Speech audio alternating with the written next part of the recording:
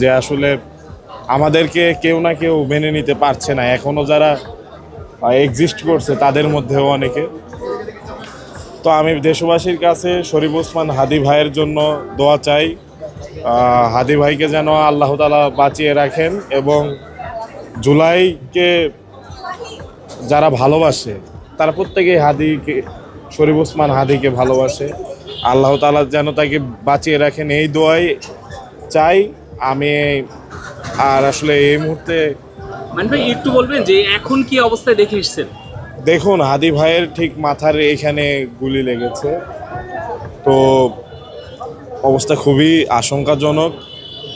এবং তার আশেপাশে যারা আছে এখন আসলে অপারেশন থিয়েটারের ওখানে ভাই আছে, তো এখানে কেউ যেতে পারছে না। তার আরও অনেক কাছের ব্যক্তিবর্গ আছে, কেউই ভিতরে যেতে পারছে, শুধু ডক্টররা নিবিড়ভাবে তাকে রেখেছেন। তো